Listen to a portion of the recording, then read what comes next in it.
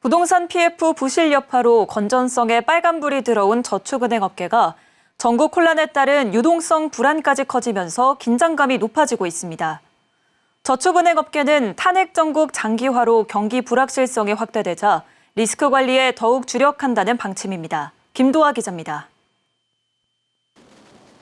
탄핵 정국으로 시장 불안이 확대되면서 저축은행 업계도 유동성과 건전성 관리에 비상이 걸렸습니다. 금융감독원은 오늘 저축은행 CEO 간담회를 열고 최근 금융시장 변동성에 대응하기 위한 리스크 요인을 점검하고 대응 방향을 논의했습니다. 최근 윤석열 대통령의 비상계엄 선포와 해제에 이어 탄핵 정국이 장기화하자 대규모 예금 인출 뱅크런을 대비하기 위해 사전 점검에 나선 겁니다. 금감원은 지난 6일 기준 저축은행 총 수신은 102조 8천억 원 수준으로 큰 증감 없이 통상적인 수준을 유지하고 있으며 예금 인출 등에 대비한 가용자금도 적정 수준을 보유하고 있다고 밝혔습니다. 개별사 자체 유동성과 중앙회 자금 지원, 한국은행 유동성 공급 등 3단계로 유동성 비상대응 체계를 재점검하고 비상시 문제없이 대응할 수 있도록 철저히 대비하라는 주문입니다. 금융시장 불확실성이 장기화할 것으로 전망되자 건전성 관리 차원에서 적극적인 부실자산 정리도 강조했습니다.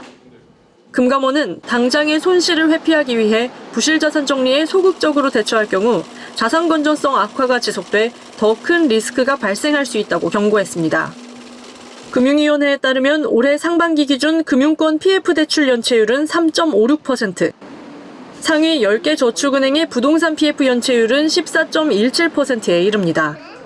올해 3분기 기준 저축은행 79곳 중 절반에 달하는 36곳의 연체율은 10% 이상인 것으로 나타났습니다. 지난해 3분기 14곳이 연체율 두 자릿수를 넘겼던 것과 비교하면 1년 만에 2배 넘게 증가한 겁니다. 부실 채권 비율이 20%를 넘어선 곳도 4곳에 달하는 상황.